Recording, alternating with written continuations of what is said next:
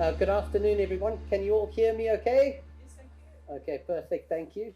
Well, it's wonderful to be here. I'm not introducing the panel or anything. I just happen to be the first speaker. But I am delighted to be here.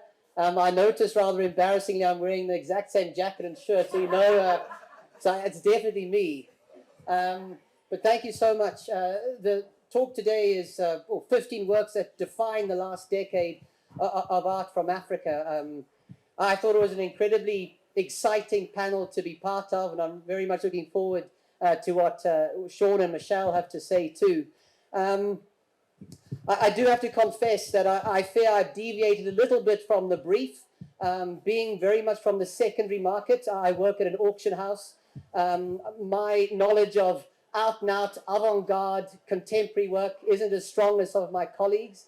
So I've decided to choose 5 works that have sold at auction over the last 10 years. Of course, I will try my best to argue that these are bellwether works. These are hugely influential in terms of the trends they might have started, the outcomes that they might have caused.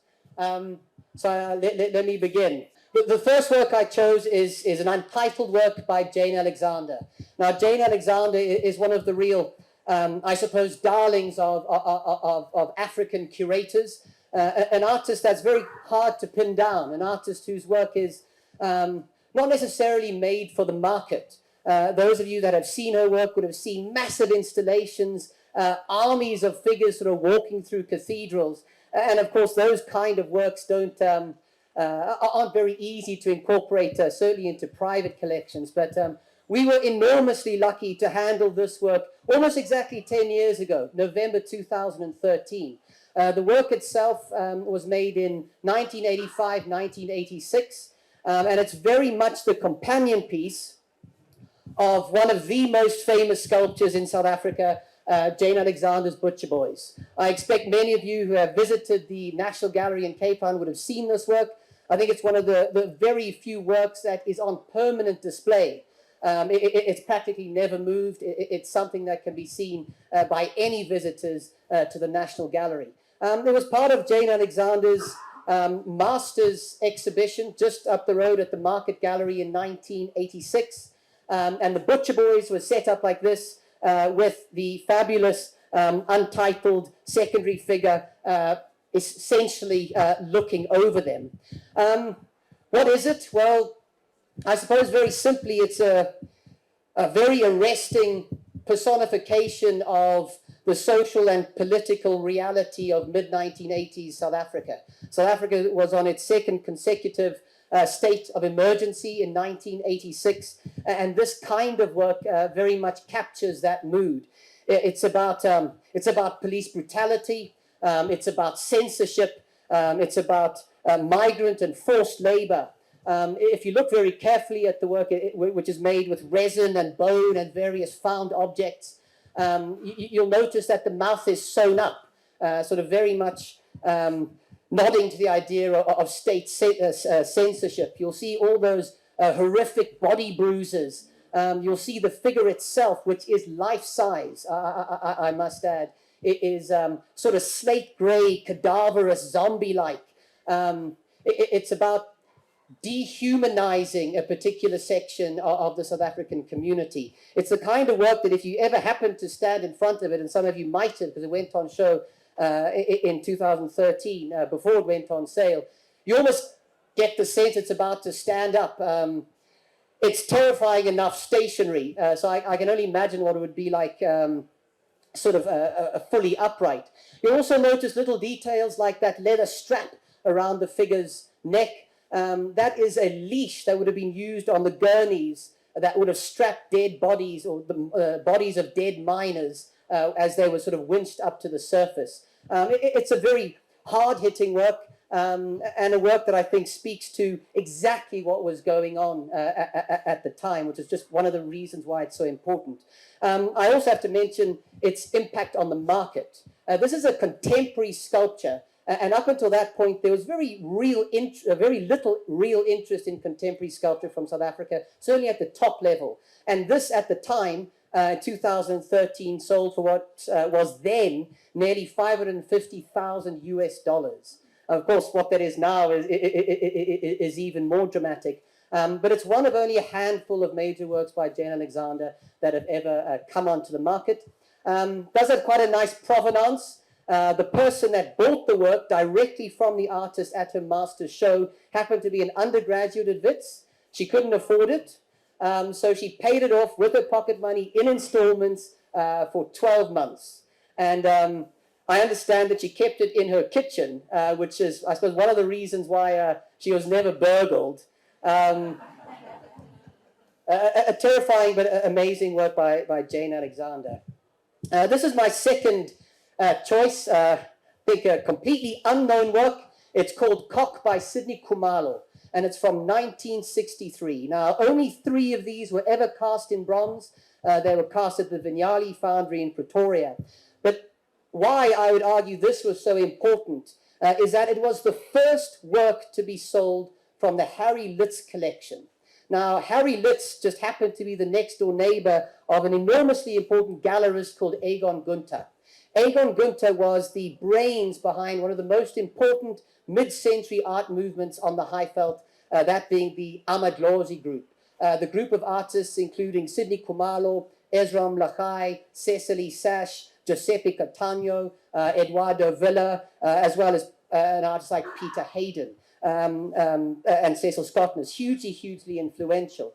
And this was really the first time when Harry Litz's incredible collection came to market that people started to notice how important these artists were. Not only in a South African context, but the kind of international opportunity they had in 1963, 1964. Egon Günther took these artists to the world. Their first shows were all around Italy. Florence, Venice, Rome, Milan. And that was, of course, months, maybe years before the cultural embargo really set in. And these kind of artists that should have had an international reputation by now were denied that because of the social context of the mid-1960s or late 1960s, that is. I also have to mention, again, in terms of the market, how it completely transformed the market. That bronze cock, I think it sold for about 160,000 Rand, which is a fantastic price for a Sidney Khumalo then. But since then, we sold his works for much higher. This is one of his amazing works called St. Francis of Assisi. This is from a little bit later, but this is a work that recently sold for just short of 4 million Rand. So that moment of Sidney Khumalo's cock coming up on auction from the Harry Litz collection completely changed the landscape of mid-century high-felt artists, certainly the reputations. With that in mind, I should also mention that from that moment where so little was known about those artists, there is a massive 7-kilogram catalogue raisonné on Khumalo and Lachai that will be published and released in the next 2 to 3 weeks. So to think that we've gone from that moment on the Harry Litz collection in 2014 up to a major catalogue raisonné is hugely exciting and shows, I think, a fantastic moment. When I was, well, I'd actually chosen that slide before I thought of this, but it also, I think, gives us a moment to think about what's happened across the world over the last decade. This is the famous Benin bronze, the cockerel, which has been owned by Jesus College in Cambridge since 1905. This is the first so-called Benin bronze to be returned to Nigeria, the first work to be essentially repatriated. Now, that kind of conversation has been going on for a long time, but only very recently have things actually started to move. As I say, the first Benin bronze to be returned, direct from Jesus College's dining room back to Nigeria. This is my third work. The first work I showed we sold in 2013. This work we sold 10 days ago. It's an incredible painting by George Pember, one of our great mid-century modernists. There's so many things I love about the painting. First and foremost, it just happens to be gorgeous to look at. It has a I think quite an ambiguous space, you know, these very dark shadows in the corners. You don't quite know where the room ends or the room begins. But of course, we're looking at this woman in a very silent, intimate moment, mending or sewing something. You have a single window in the far left, letting through this gentle dawn or dusk light. It's illuminating her orange blouse. It's also catching the light on the Singer sewing machine. It's an incredibly beautiful, intimate scene. Of course, what gives it its real weight is the date. It's 1976, so of course, the year of the Soweto riots. Now, that changes our perspective entirely on a picture like this. One has to wonder, is this a woman dealing with what has just happened? Has she lost somebody? And as I say, to me, that gives it its enormous weight. To me, there are kind of 2 points that come to mind with a work like this. The first is, this is a museum-grade work. This is a work that needs to be in a museum. This is a work that should be in one of our national institutions, a work that should be seen and on show all the time. Visitors, as well as local South Africans, should be able to see a work like that. And I suppose it draws into very sharp relief the massive problems we have on that front. The other point I'd like to make is a work like this sort of presented a very difficult problem for me as an art historian.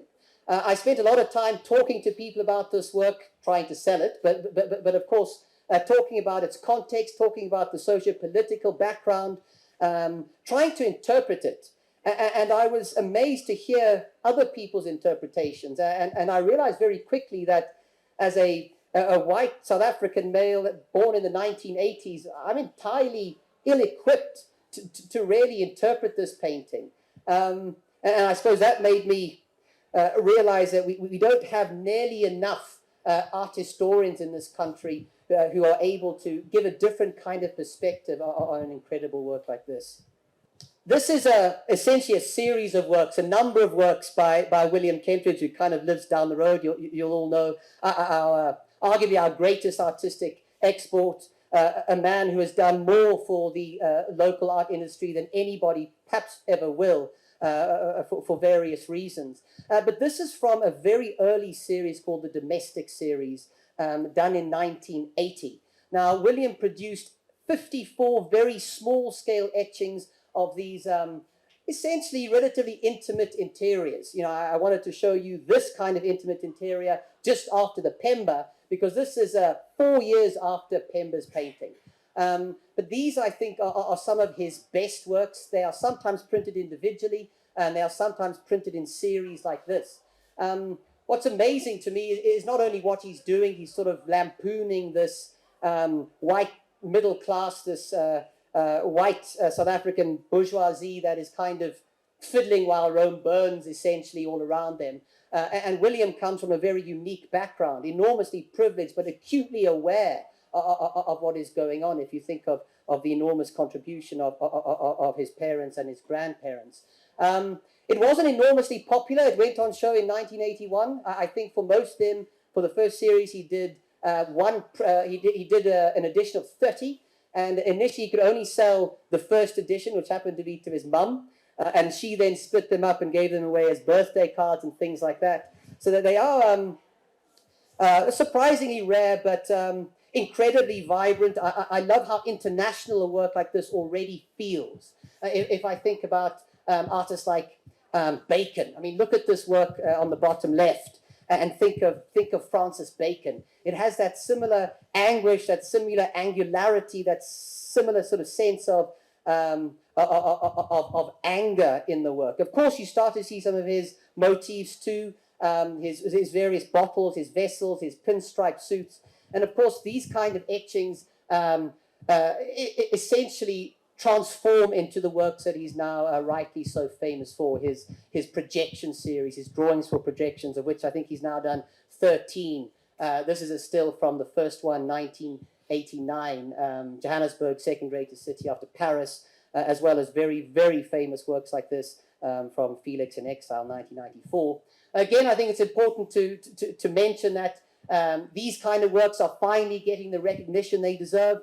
Warren Siebrits has been on a mission to produce this incredible catalogue raisonné, starting with this 1974 to 1990, which of course includes those domestic prints from 1980. My final work is this. It's the oldest work I'm talking about. This dates from 1928.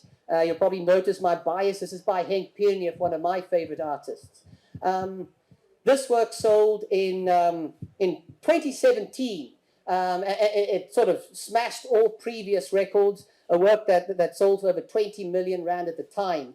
And for that reason, I would argue it changed the landscape, particularly of the Pierneef market entirely. You know, Pierneef has always been very unfairly associated with Afrikaans nationalism, and around this time, the Sanderbank Gallery, there was a major retrospective on his work, and then a work like this came on show. We're lucky enough to have lots of people come look at the work we sell, not nearly as much as we would like, but this is the one work I can remember where people were literally coming into the viewing room and just saying, we've been told to come look at a painting, where is it? And we would just sort of point them to the Pierneef. It's an incredible work, art historically hugely important, from 1928, just after his hugely important trip to Europe, which he made late 1925 into 1926, where he was exposed to all these various guises of modernism. Think of Fauvism, think of pointillism, divisionism, think, of course, of Art Nouveau and Art Deco. He comes back to Pretoria, of all places, and decides to paint like this. And to say he caused a stir is an understatement. Of course, now it's just a gorgeous painting that looks very much like a stained glass window. But at the time, it was completely revolutionary. He had no choice, really, but to stop painting like this because no one would buy these paintings. And we were very lucky that the Vice-Chancellor of the University of Pretoria at the time happened to like this painting and bought it. It's been in the family ever since. I'll end just with a very personal story about this picture. I've spoken a little bit about how some of these works have sort of caused major trends and caused major ripples, but there are some very personal stories around some of these pictures. I got a photograph of this picture on my phone a few years ago, this tiny picture with the dimensions, which was 76 by 101 centimeters. Now, you don't see Pierneefs that size, so I said to the gentleman, I'm sure you're wrong. Are you sure that's not the frame? But no, he said it's that size. So then I said, well, I'll come tomorrow and have a look at it. And he said, well, great, I'm in Nelspruit. So I left at about 3 in the morning, got to his house just before breakfast. He didn't give me any breakfast. We sort of went straight to look at some of his sculptures. Spent about 2.5 hours going through horrible sort of bronze 19th century nudes, which I know nothing about. And eventually he said, well, should you go and look at the Pierneef? And I was like, well, yes, please. And we go up to his bedroom and he gets on his knees and he pulls out this massive work wrapped in grey dog blankets. And he sort of pulls the blankets apart and shows this incredible work. And I was looking for the obvious signs of disappointment. Is it a reproduction? Is it damaged? Is it an out-and-out fake? And of course, everything checked out was absolutely perfect. There's a period frame, fantastic provenance, work with incredible wall power. So I had to put it into my old Isuzu truck. I had to tell the insurers I had a very important picture coming back from Nelspruit. I wasn't allowed to move more than a meter away from the picture, which meant I had to pretty much drive into the pie shop at Millie's on the N4. But we did get it back. It did go for sale, and it made 20 million rand. But the owner of the painting happened to be in the room, and I was the only person who knew who it was. And it went to sort of 8 million, 9 million, 10 million, 11, 12. At about 15 million, he just had his wife in a headlock. So squeezing the life out of her. But yes, eventually sold for, after commission, just over 20 million rand. But that's my 5 pictures. I'm going to hand you over to Sean. No, Michelle. I'm probably going to be far less animated than Alastair was. It's completely accidental that I'm participating in this. My name is Michelle Jacques, and I'm the chief curator at Remai Modern, which is a museum in Saskatoon, Saskatchewan, Canada. So my being here to talk about the 5 works of African art that I think define the last 10 years is um, a strange um, twist of fate. But I am in Johannesburg, traveling with my colleague Bevan Bradley and 2 artists who now live in Saskatoon, Gillian Ross and Brendan Copestake. But they lived in Johannesburg for many years, and we're all here together working on a project. And so while I say, what am I doing here talking about African art, I'm actually working on this project with Gillian and Brendan, which draws in William Kentridge. And I realized that there are lots of sort of points of connection to the African continent in the projects that I'm working on. I'm also working on an exhibition with an artist named Dawit Petros, who is originally from Eritrea, moved to Saskatoon with his family when he was a child, is involved in a collaborative initiative called the Black Athena Collective, which covers much of Africa and has participants who are from South Africa. And Saskatoon is an interesting place. It's really in the kind of heartland of Canada. It's um, the, the agricultural heart of Canada. And as such, there is a lot of collaboration through the lens of agriculture between Saskatchewan and Africa, which is another thing that we're thinking about and hoping we can figure out how to make bridges between the places around.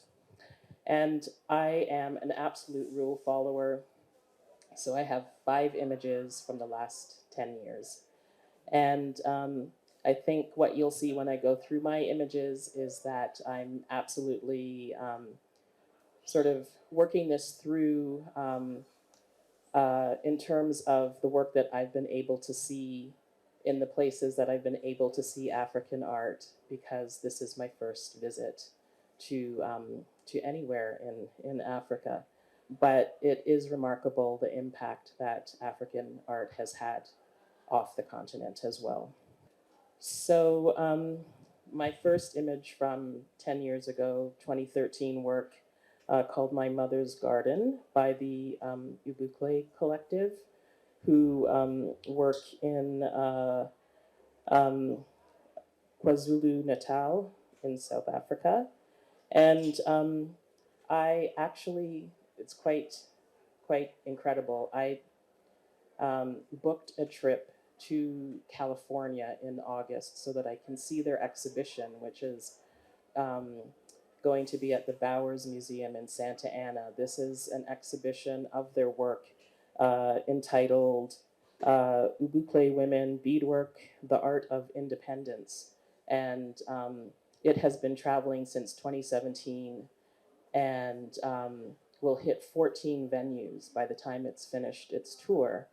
And the Ubukle Collective are a collective of women who are using the traditional practice of beading on fabric to create incredible, rich, shimmering paintings. So I really feel that they have created a new medium, a new contemporary art form with their work. And it's, I realize I just sort of dropped the point I was trying to make about booking the travel to California, which is I have that trip booked so I can see their work in real life. And now I've had the opportunity to see their work in real life because it is on display at Everett Reed right now. So that was incredibly exciting. But I think their work just had an immediate um, received an immediate response when it was proposed to a curator at the Smithsonian Museum, a curator who works at the Anacostia Community Museum in Washington, D.C. And this is a museum that specializes in community arts. And I think the curator there immediately recognized this collective and the way they work to use traditional medium to uplift women, to give women um, work, to give them a way to support themselves as the penultimate kind of community art, which is, I believe, why it has had such a strong and immediate impact and response in North America. Um, and I will also admit that I have a really profound interest in this work because of a kind of interest in the way beads being brought to both Africa and North America through legacies of colonization um, has been taken up in sort of completely different ways in those two places. So Saskatchewan, where I'm from, there's a very strong tradition of indigenous beading, which on the one hand is very different, but on the other hand really shows uh, sort of how people were able to take um, new materials and transform them, European materials, and transform them into something beautiful and meaningful to their own cultural traditions. The next work that I chose is from the same year as my first work. It's this project called Found Not Taken that was presented at the Angola Pavilion at the Venice Biennale, the 55th Venice Biennale. And it was a project that was curated by two architects, Stefano Raboli Penicera and Paola Nascimento. And they are associated with an architectural initiative called Beyond Entropy. And that started in Britain, but then they initiated Beyond Entropy Africa. And they connected with the artist Edson Chagas to do this project at the Venice Biennale. And it had such an incredible response that it won the Golden Lion that year for Best Pavilion. And it was such a simple but well executed project and well curated project that this had to be the response. It was just such a remarkable kind of initiative. It was presented in the Palazzo Chini, and the concept for the 55th Venice Biennale was um, the encyclopedic palace, and the curators and artists sort of questioned how a palace could be encyclopedic, and they used the title the Encyclopedic City for their curatorial project instead.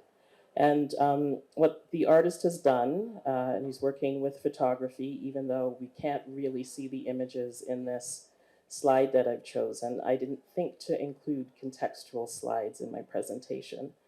But the artist, Chagas, would go through the city of Luanda, Angola, where he lives and works, and find sort of bits of refuse or things cast aside. But instead of photographing them in situ where he found them, the way kind of documentary photography practice would dictate, he would take those objects and move them to some place that belied the busyness of Luanda. He would try and find a space that was quiet and empty, and he would put that object into the more minimal space and then photograph it in that way. So each of these stacks that you see is a stack of posters of his different images, which just sort of convey a message of trying to find stillness and quietness in the madness of this large city.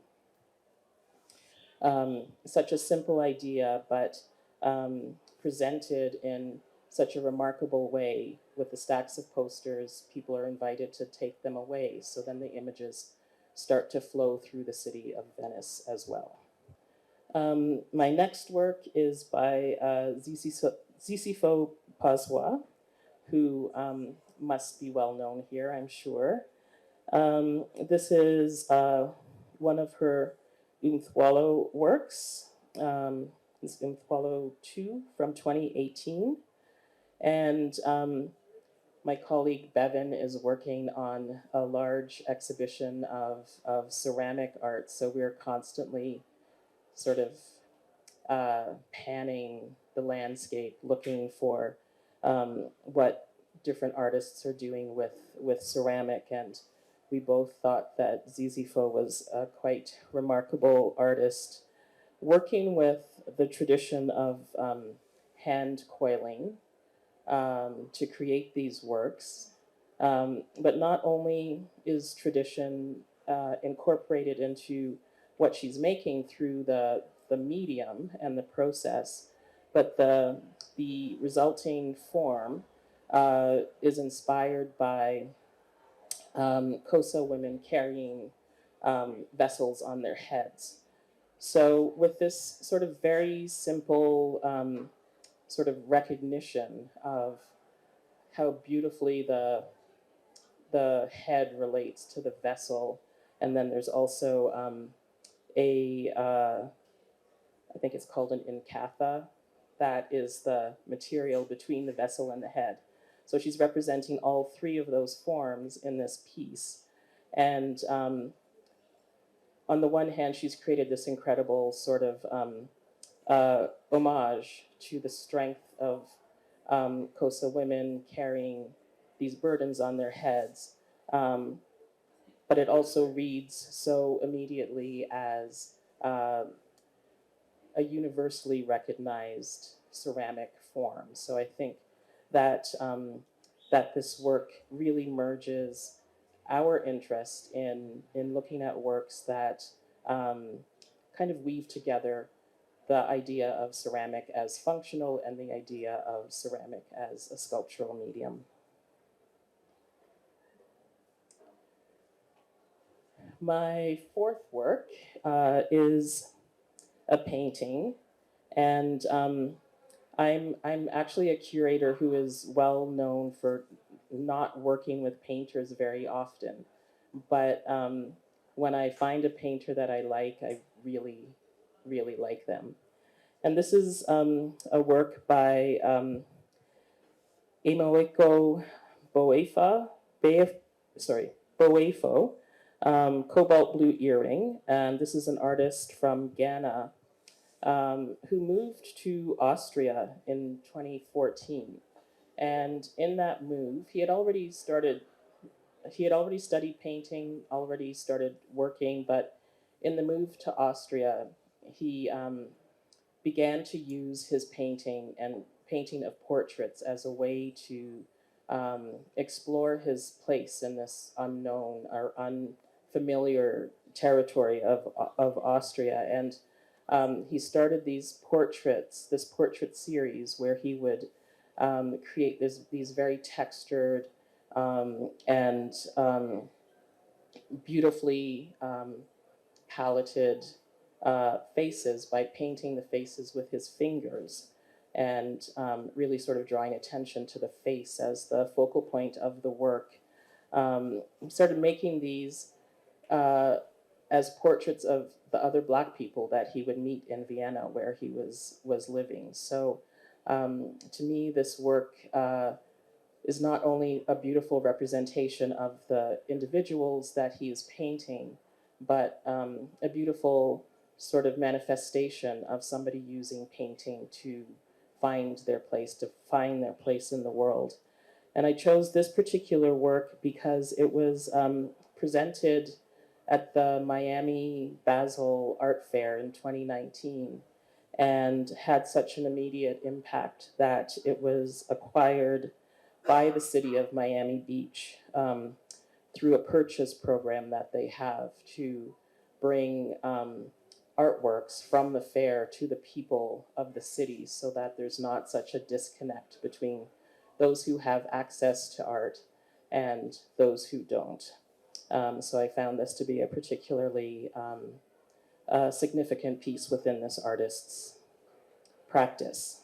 My last image is a work by Temiteo Ogunbiyi, who was actually born in New York but has been working in Nigeria for the past number of years.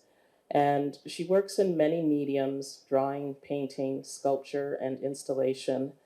But I've become particularly interested in these kind of play structures that she builds. This one is called You Will Play in the Everyday Running, and it's from 2020. The title uses a kind of phrasing structure that she often uses in titling her work, You Will. And I read that this connects to the kind of pattern of prayer often used in Nigeria. So instead of asking for something, it's more of an affirmation. And this piece, simple as it looks and as neutral as the colors and forms are, has a sort of very complex inspiration. She's looking at the tendrils of plants. She's looking at the kind of patterning of coiled hairstyling. And what she's thinking through with a piece like this is the fact that within that right to play, within her hope, her prayer that people will play and run in the everyday, she's thinking about those moments of freedom in childhood, so that rather than thinking through ideas of social justice in her work that attempt to undo existing oppressions, in a piece like this, what she's thinking through is whether we can create a sense of freedom in children and in adults that is so strong that they begin to question why everybody doesn't have that freedom. We, in our museum, are located in a very interesting part of town, which is on the shores, the riverbanks of the South Saskatchewan River, and we're right beside a playground. And I often think about how we can bring really meaningful manifestations of contemporary art to that public space, to introduce people to artwork who might not come into the museum. And I think that Temiteo is somebody who has really hit upon a way to make public art deeply meaningful.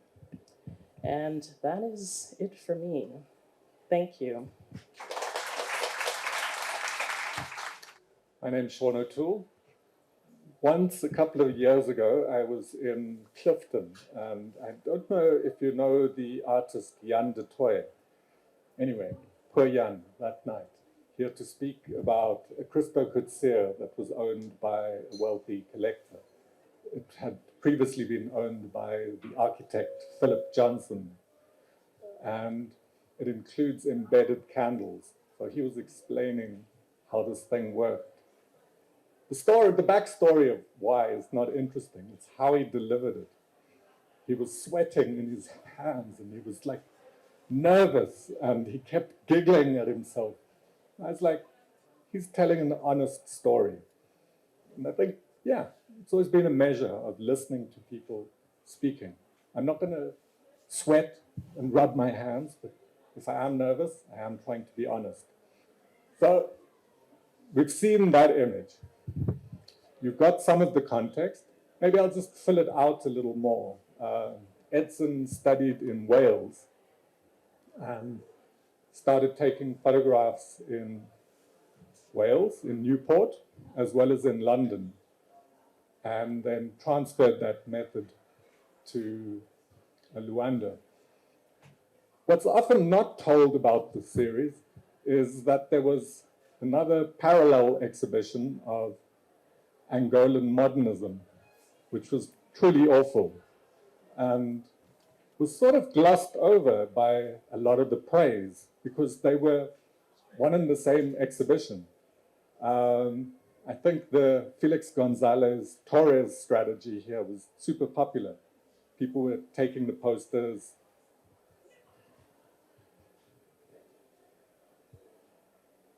Well, you can sort of see. Anyway, I mean, one of the things that was interesting about this exhibition is how the site transformed the appreciation of the work. I think if it had been in a neutral venue, or in fact on the marble floors here, it would have a very different resonance. The work was shown at Zeitsmoker. It had a very, very different life. I think one of the reasons this work is important is it began to herald a shift in the global contemporary appreciation. This was 2013. The 2015 Venice Biennale, the main exhibition, was curated by Akwi and Weasel.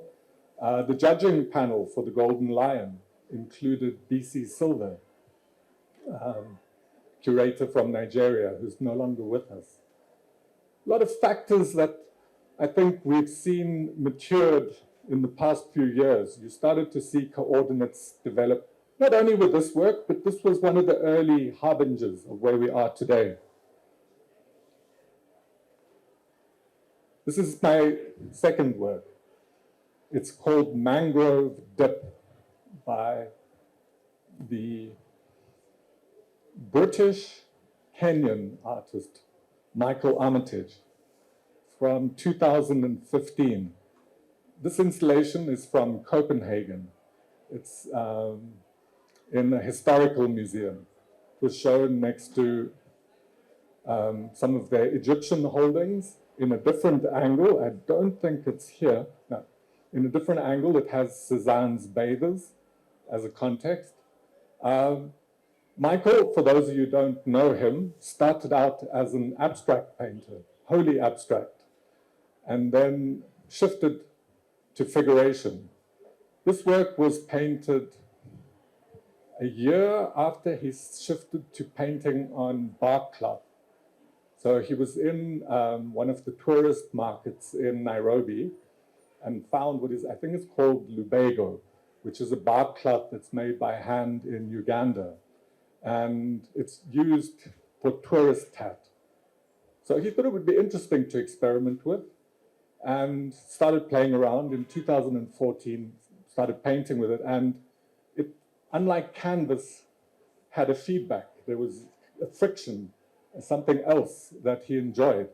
And as a result, it's now become his primary substrate. I don't know how many of you, just by a show of hands, saw the Norval exhibition, his first solo in Africa.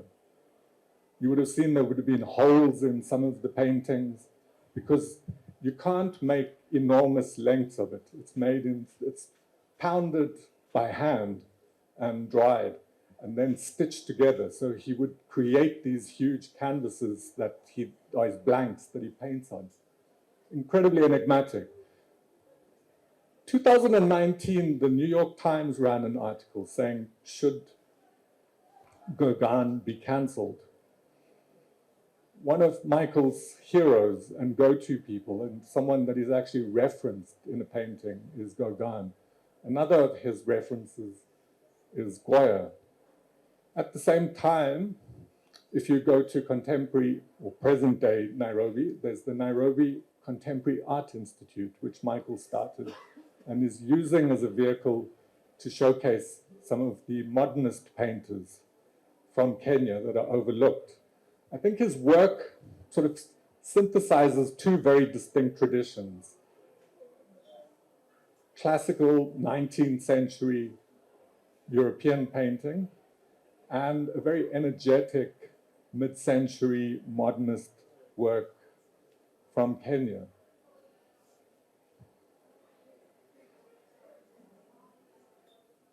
I mentioned the bathers.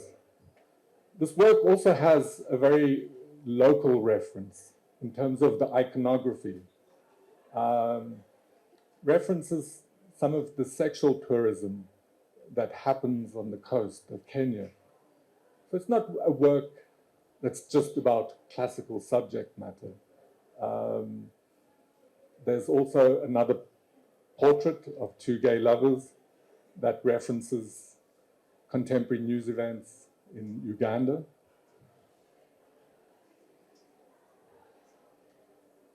This is a friend. Her name's Lisa Bryce. This is a work she made in 2016. I want to rewind a bit. The second Johannesburg Biennale, there was a fringe exhibition called Smokkel. It included a number of fairly well-known artists now. Brett Murray, who's got a sculpture out there. I'm struggling for others, but I know Lisa was on it. Anyway, it was the 90s, so a lot of the work manifested as installations, videos, difficult work. The fun part of doing work like that in Joburg is it opened, the show closed for the evening, it got robbed, and there was no exhibition left the next day.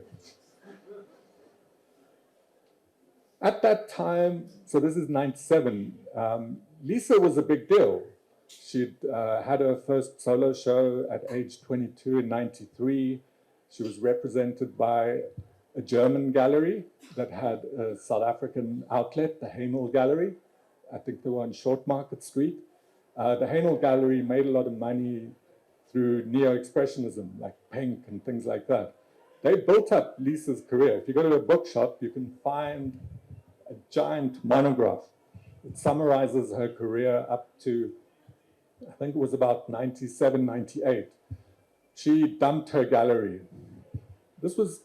She was in her late 20s and moved to London.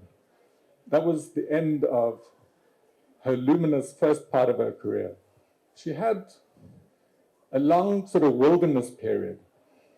If you buy at the Goodman, you would have seen her name in the books of the Goodman. She had a couple of solo shows there, but really didn't have much traction.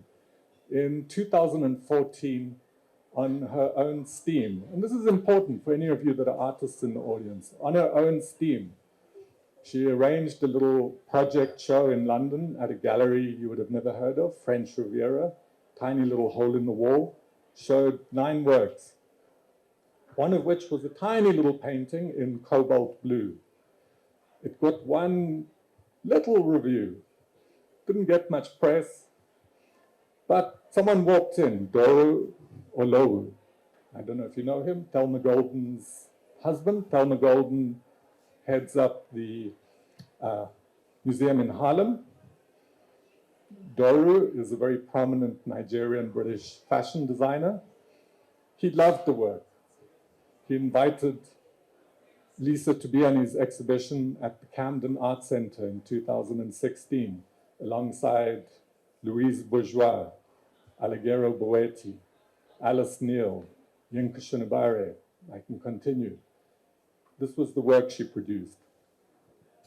So the cobalt blue, which is her color, comes from the 90s when she started visiting Trinidad with friends, Peter Doig and Chris Afili.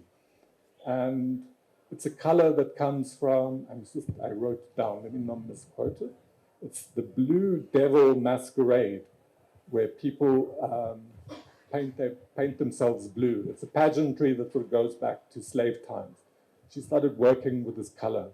At the same time, she was looking at early 20th century modernists, Barnard, for example, and painting these images of very assertive women at leisure, women smoking.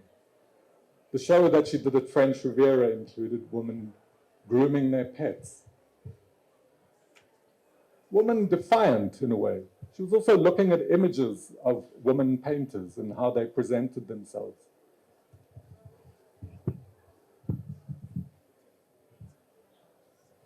Okay. There were meant to be more images. They sort of disappeared into the ether. There was a wonderful, I'll describe an image that isn't here, of an installation shot of all the other work surrounding it. The key point is she did it herself. That 2016 exhibition was propulsive. At age 49, she got asked to participate in a young artist program at Tate Britain and have a solo show. Stephen Friedman asked her to do a solo.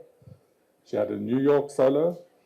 2020, Aspire, the auction house, sold a painting from the beginnings of her career, where she painted in a very expressionist manner, and it was based on sex workers in Thailand, sold for 3 or 400,000 rand. A year or two later, a work sold for, if we translate it into rand, 50 million at auction. She just jetted past a lot of big names here.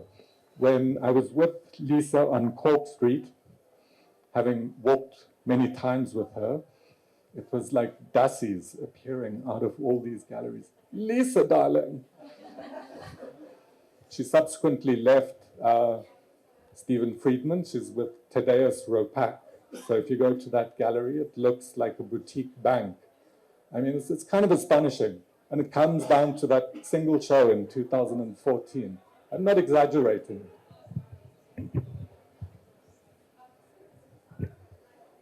That is Dineo Bapape's exhibition or installation on the 2018 Berlin Biennale. It's an extraordinary work.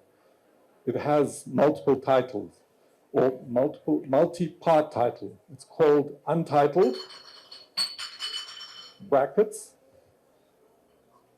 of occult feelings. This is the second iteration of it. It actually was first shown at the Palais de Tokyo in Paris, and then transferred here. And each time it sort of organically grew. So you can see the videos that are put horizontally there. If you went to look at it, it just had very randomized images of a garden in Paris. It's next to the Louis Vuitton Foundation. It used to be a zoo. It also housed people from Africa that were exhibited as zoo objects. The small, tiny video in the back is Nina Simone performing at Montreux Jazz Festival.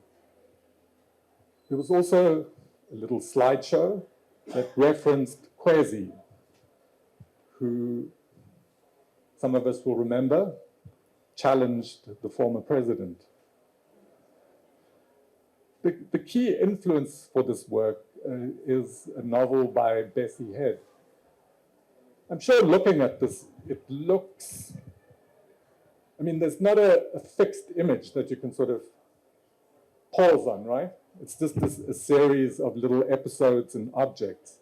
I suppose to make it even more complicated, as an act of hospitality, Dineo invited 3 friends to contribute work, 3 artists that added work in, but they weren't neatly captioned, so they're very hard to identify. Okay, I want to read something Dineo said. When one encounters her work, it's very, okay, let me put it this way. I saw a couple of years ago and I went, God, I saw a work of yours, Dineo. It looked like a bomb went off in a spaza shop in Polokwane. It's just stuff flying everywhere. She kind of giggled.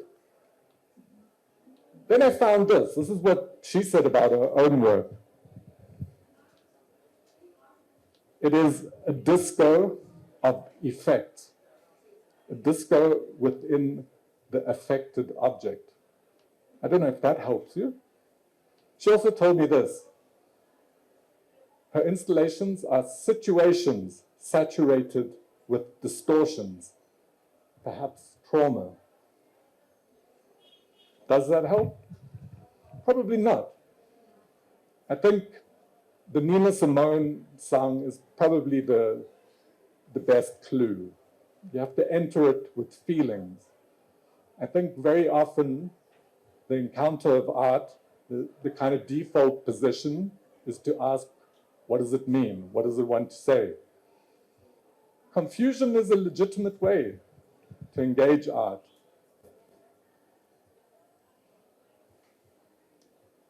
I'm going to end with a work. It's a bridge from Dineo. We all know Jupiter. It has many moons. I think Dineo is one of the biggest moons of Jupiter.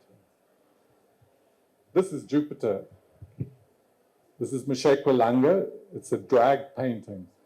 I'm the hugest fan of Mshekwa. The brief was to talk about works from 2013 to the present. Alastair showed Jane Alexander's work. As time happens, the number of works that have the capacity to hold audiences dwindles. Jane's has managed that. In '95, Mshekwa had an exhibition at the Market Theatre where he showed torn cement bags that he'd sort of roughly treated and drawn on. It was a remarkable work. Like Dineo's, it was called Untitled, and then in brackets, Skins. It wasn't the name he wanted. It was a work that he dabbled on at his grandmother's house.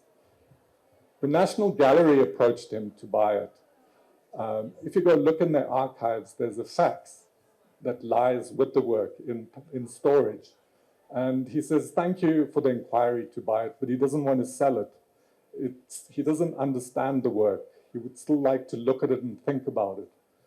I think it's a very sort of indicative of Mshekwa's manner.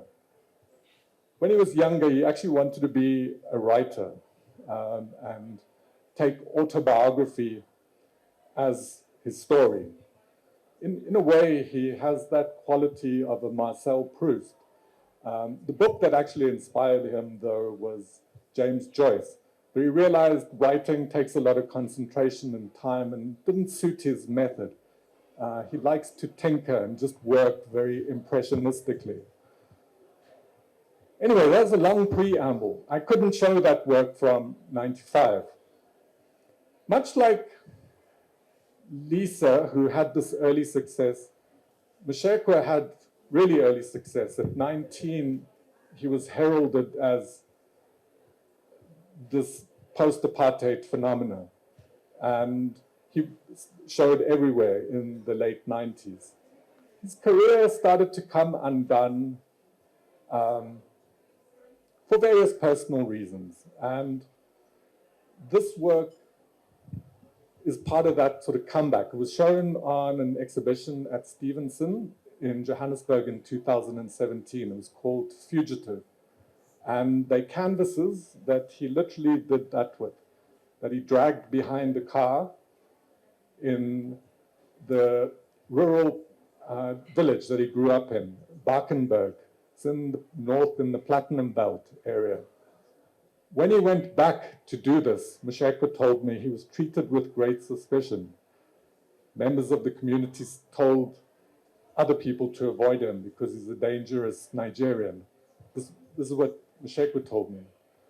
I imagine also driving through the community, dragging a canvas behind wouldn't endear you, even if you did it in Sydenham or Sandton. It's not going to go down well.